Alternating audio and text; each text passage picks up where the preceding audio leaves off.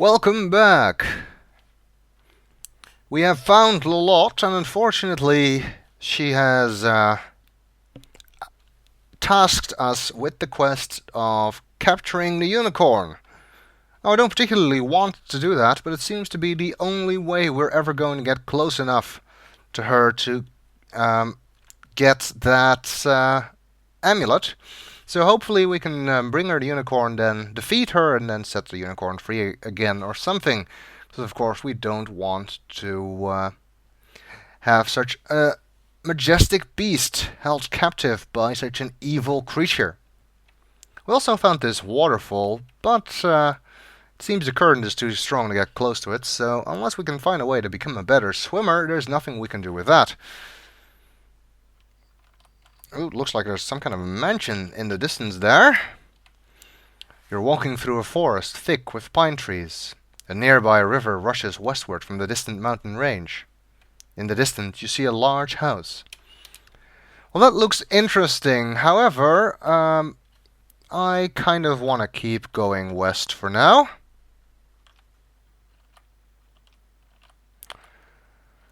I'm sure we'll get to that house later.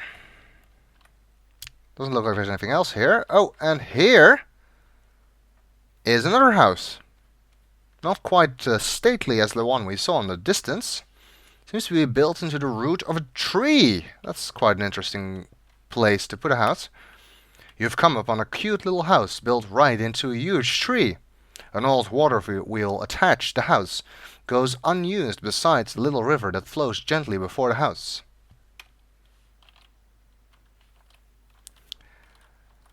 Okay.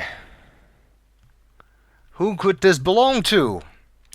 Well, if you've been keeping track, or if you have a map like me, then you might notice that this house is directly to the north of the mine, so maybe it belongs to the 7 dwarves. At least I'm assuming there's 7 of them. Let's see, is there anybody home? There is smoke coming out of the chimney.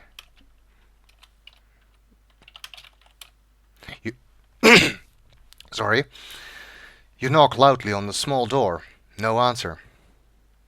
Seems they're not at home. Let's go inside. Wow, this place is a mess. This is the main room of the 7 dwarves' cozy treehouse. What a mess it is. Indeed, look at all those dishes lying around here. Well, you know, the dwarves were kind of reluctant to let us get near them, and I said maybe we should do something for them before they will do something for us. So, if you remember Snow White and the 7 dwarfs, Snow White, of course, cleaned the house of the 7 dwarfs, so perhaps we should follow her lead. And what follows is possibly one of the worst cutscenes in video game history. Because it is excessively long. Not so much this part. But you'll see what I mean soon enough. For now we are making the beds. There's nothing else you need up here, although you can go up here by yourself. Wow, I wish I could clean that fast. So fast that my hands turn into a blur. Doing the dishes. Unfortunately, unlike Snow White, at least in the Disney version, we're not getting any help from the local animals. We have to do all the work ourselves. You hear the dwarfs approaching. Hi-ho, hi-ho, it's home from work we go. You watch quietly as the dwarfs file in one by one, get a bowl of soup, and take a seat at the table. This is the part that I was talking about. We get to wait and watch while each of the dwarfs walk in, get soup, and sit down at the table one by one. Isn't that fun? No, it's not. I don't know who thought this was a good idea. They were wrong.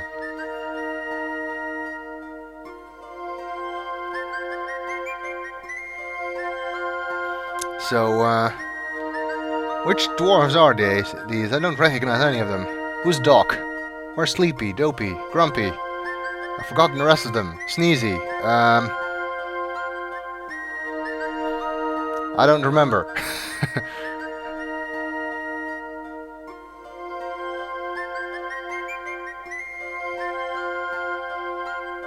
This dwarf must be really hungry.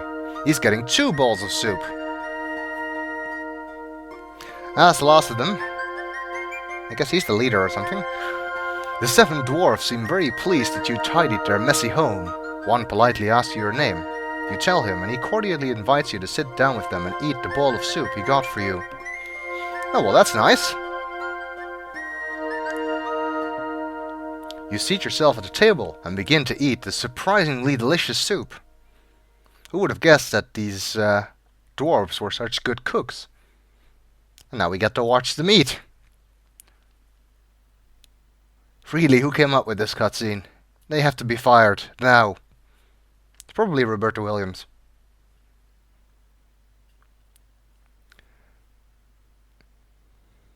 Hom nom nom nom nom, I guess.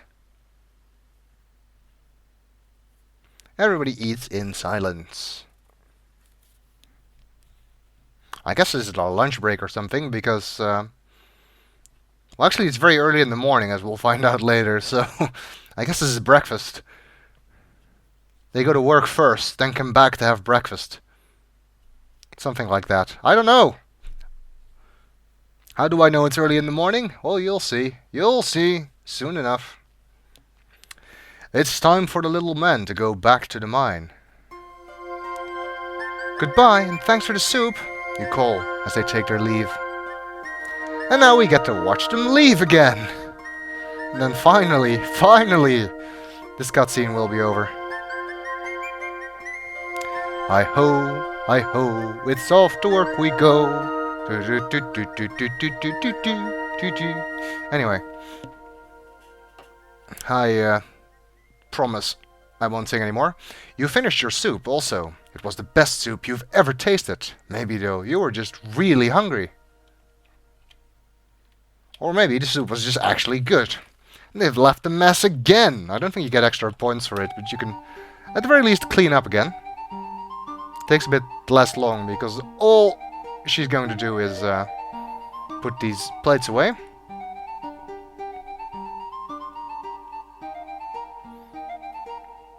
Phew, I hope that's the last of it. Yeah, these dwarves better not get used to us doing that for them. Did we clean up now? Yeah, it doesn't say it's a mess anymore. There's something on the table that wasn't there before. You see a long wooden table. You also notice a blue pouch. There's a blue pouch in the center of the table. Did they forget that or something? A diamond pouch! Wow! Wait, didn't we get one of those in King's Quest 1 too? Are we back to random treasures, or is this actually useful? Actually, I guess this belongs to the dwarves, so we'd better do the responsible thing and bring it back to them. Hopefully they'll let us in the mine now, which, as I said before, is to the south of here.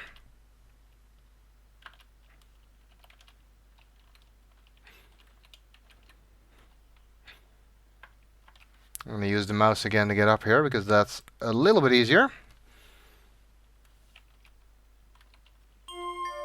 At least that fall doesn't kill you.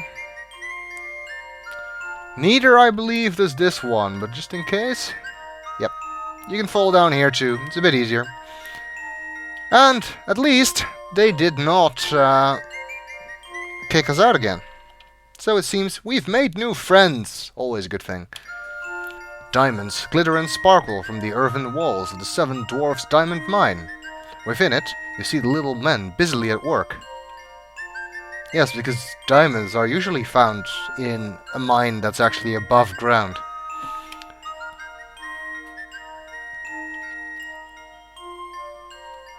Can we talk to them? You endeavor to engage in conversation with the small men, but they are too busy to reply. Can we give them the pouch? The dwarves have everything they need. This is a bit misleading, actually, because you do need to give the pouch back, but not to any of these dwarves.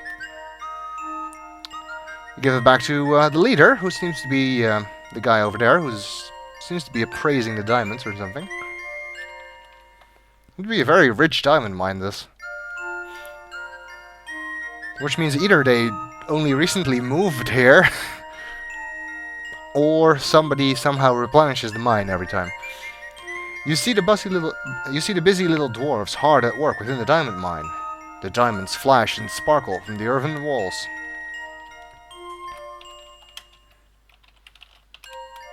One dwarf appears to be idling by the diamond bucket. Well, since he's not busy, maybe we can talk to him. You say hello to the small man next to the diamond bucket. He seems amazed to see you here. "Rosella!" he exclaims. "What are you doing here? Don't you know this ain't no place for a fine girl like yourself?" You don't agree with that, but you don't argue. Let's give him the pouch back. Being an honest person, you offer the forgotten pouch of diamonds to the dwarf.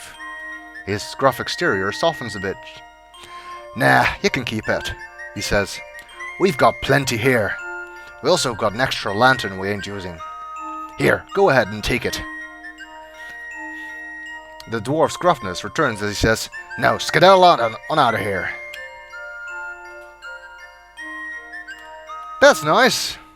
Not only did we get to keep the diamonds, we also got a lantern, which is currently unlit. And since it includes some flint, which I'm not sure if you can see that if you look at it. No, you just see it that way. Anyway, you don't need anything extra to light it. I think if you try to light it, it will say that it includes some flint to light it. So if we ever need to go somewhere dark, we now have a way to see there. Always a good thing to have. Oh, did not mean to do that, but I guess it's quicker anyway. Alright, let's go back north and continue heading west from here, as we did before.